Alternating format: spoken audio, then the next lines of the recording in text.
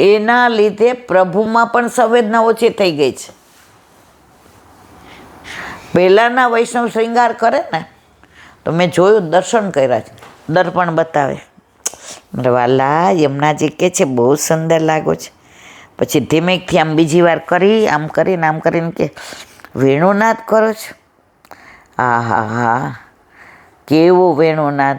એકવાર તો સંભળાવી દો ને એટલે વારંવાર પછી મારે આ બધું આમ આપને વિનંતી ન કરવી.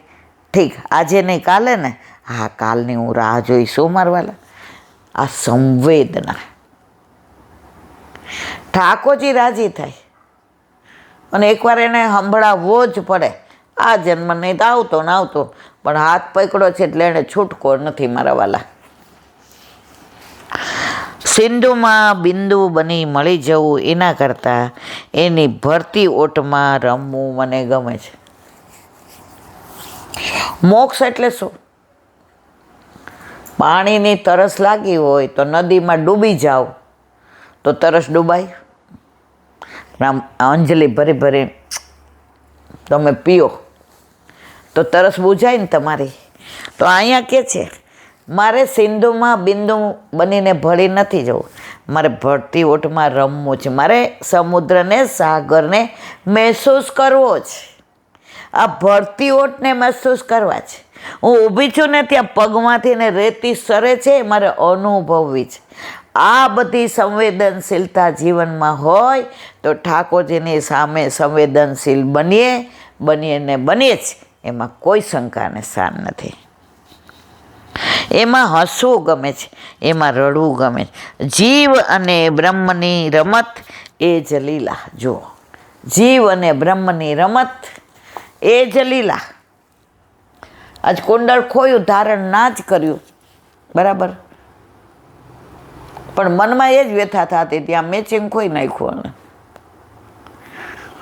તો સતત પ્રભુ જ મનમાં રહ્યા ને, અને મળી ગયું ને જે હરેખની સંવેદના થઈ, લે મળી ગયું, તું કોઈ દિવસ કાંઈ ખોતો નથી, મને ખબર જ મળી જ જાવ.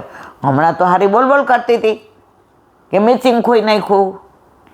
એ સંવેદના, પ્રભુ આ સંવેદના માટે જ તડપે છે કે તું એ સંવેદનાની પ્રતીતિ મને કરાવ કે તું મને કેટલો બધો પ્રેમ કરે છે. પણ એ સંવેદના, એ પ્રતીતિ નથી કરાવતા એટલે પ્રભુ કે તોય મૂંગે ને હોય મૂંગો, બે મૂંગા. આપણે પ્રેસમાં ખબર છે ઓલો મૂંગો હતો, તો એને આમ રજા જોઈતી હોય તો આમ કરે, આરામ કરવો છે. તો તમે પછી તો ઘરે ઘણી વાર તો મેં કીધું અમે મૂંગા નથી, મૂંગાની યાર રે મૂંગા જેવા જ થઈ જાય. તો ઠાકોરજી કે ગામ આખા હારે વાતું કરે, પંચાયત કરે, ફોન કરે તો એટલી વાતું કરે, હગાવાલા હારે કરે. તો મારી યારે તને વાંધો શું છે? સંવેદના. એ લીલા આ તરફના કિનારે ભજવાય છે, પેલે પાર નહીં. હું નાવિકના ચરણોમાં પડી કરગરી રહી છું. દયાળુ નાવિક, તું મને જ્યાંથી લાવ્યો હતો ત્યાં પેલે પાર પાછો લઈ જા. અમારું વાણ પાછું ફરી રહ્યું છે, હું તાનમાં આવી લલકારી રહી છું. વ્રજ વાલુ રે વૈકુંઠ નૈયા. આ પેલે પાર એટલે શું છે? વ્રજ. જીજીને વ્રજ બહુ ગમતું હતું. 1997માં દ્રુમિલ બાબાએ જ્યારે લીલી પરિક્રમા કરી ને ત્યારે જીજી હતા સાથે. ત્યારે બહુ પરિચય નહીં, પણ પછી જે પરિચય થયો એ સંવેદનાનો થયો. આપણને ઠીક ન હોય તો જીજી ફોન કરે ને કરે છે. અને ફોન આવ્યો, સાત સ્વરૂપનું કહેવાતું અહીંયા. જેજી મને શું આવડે, હું તો જીવ, આપ તો શિવ. મારે તારી કાલે ગયેલી ભાષામાં સાંભળવું છે. અને તૃપ્તિને એને છોકરાને લઈને ગઈ અને જીજીએ સાંભળ્યું. મને શું આવડે, પણ સંવેદના આવીને ભેટી પડ્યા. માં જેમ પહેલી વાર બાળક સ્કૂલમાં બોલવા જાય અને સ્ટેજ ઉપરથી ઉતરે એટલે છાતી સરસું ચાપે, અરે મારો લાલો કેટલું સરસ બોલ્યો. લાલાને ખબર છે કે આમાં મને તો ચીચિયા પેટીને, અરે ઇલા વલ્લભની બહુ કૃપા તારા ઉપર. એ જીજી જેવી સંવેદનાને મેં માણી છે ને, અત્યારે ઘણી વાર ખાલી પણ અનુભવું છું. બોલો વલ્લભા. દયારામભાઈના ચંદ્રાવલા. કાલે આપણે 22માં ચંદ્રાવલા ને વિરામ આપે. આજે હવે 23મું. સેવાનું રહસ્ય. અન્ય સાધને શ્રેય આપણું, પણ શ્રી હરિને શું સુખ? સેવામાં આનંદ ઉભયને, માટે ભજનાનંદ મુખ્ય. મુખ્ય સેવન તે સુખી પ્રભુ કરવા, લોકવેદના તાપ નવ ધરવા. પૂજા તે ચાલે શ્રુતિ પ્રમાણ, સેવા તે જેમાં શ્રેહ બંધા, સેવો શ્રી કૃષ્ણ કૃપા. આ ચંદ્રાવલામાં એક વૈષ્ણવ કહેતા હતા, પ્રાચીન ભગવદીય, કે એટલે અમારે આ ચંદ્રાવલામાં 6 મહિના ચાલ્યા હતા. કેટલા? રોજ 8:30 પ્રસાદ લઈને રાત્રે બેસીએ 10 વાગ્યા સુધી. 6 મહિના સુધી આ ચંદ્રાવડો ચાલ્યો હતો.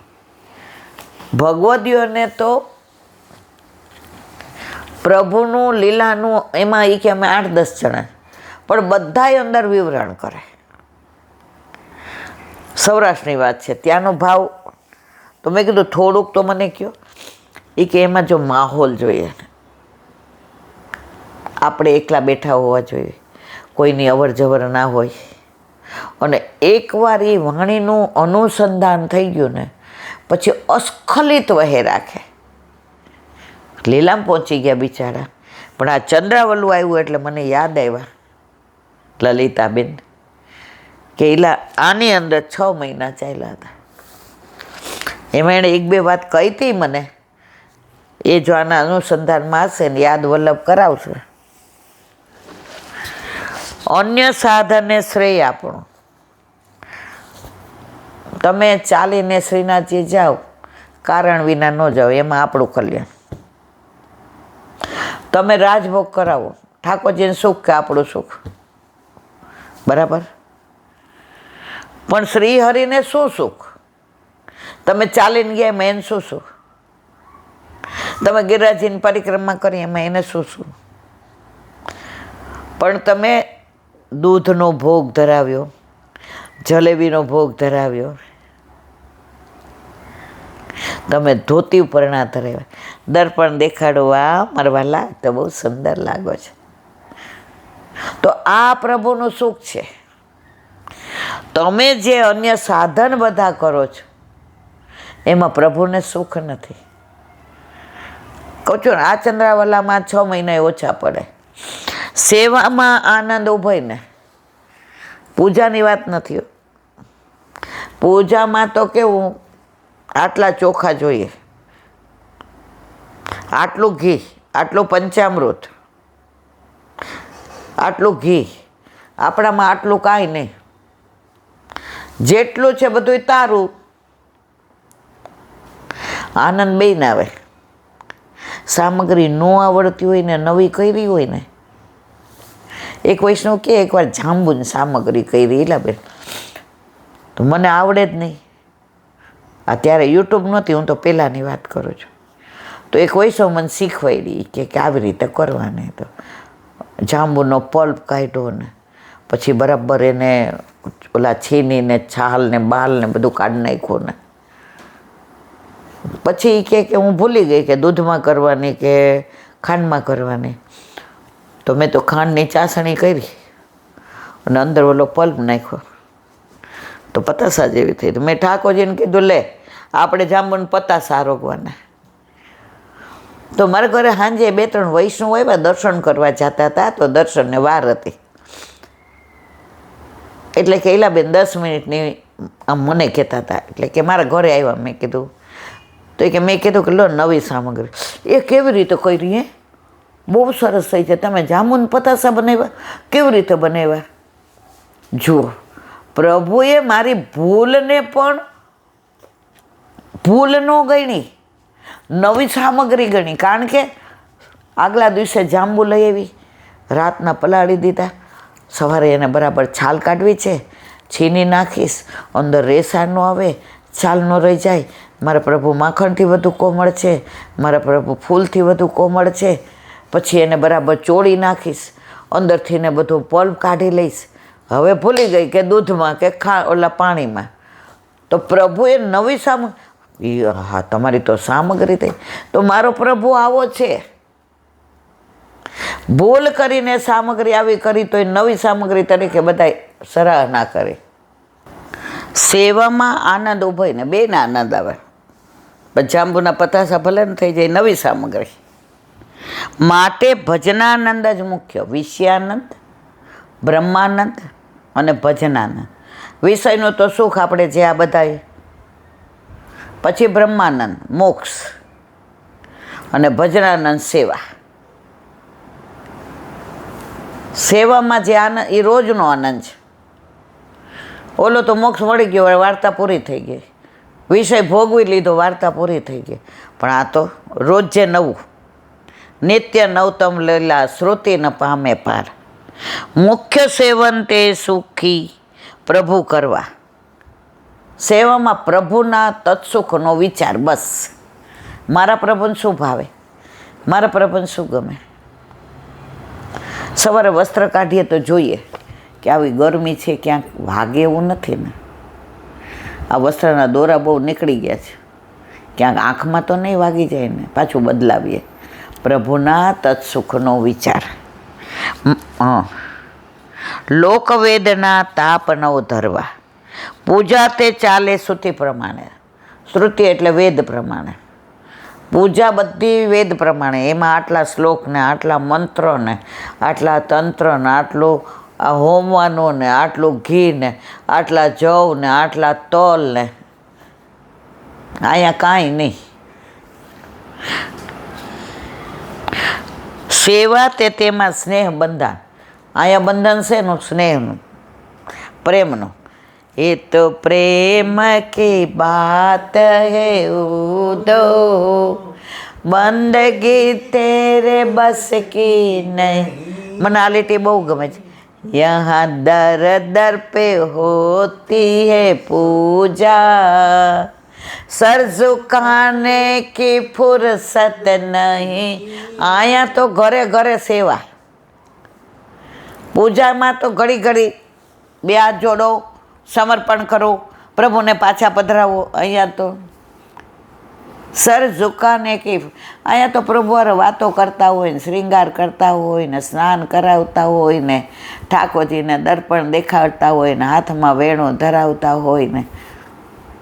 આમાં ક્યાંય પગે લાગવાનું આવ્યું? યહાં દર દર પે હોતી હૈ પૂજા, સર ઝુકાને કી ફુરસત નહીં. આ બધું પૂજા માર્ગમાં. અમે તો સંવેદના. સેવો શ્રી કૃષ્ણ. પાછો આજે ટાઈમ થઈ ગયો. આ વસ્તુ જોઈ છે ને હારી, કે આમ ખરેખર વલ્લભની કૃપા વિના આ બધું શક્ય નથી.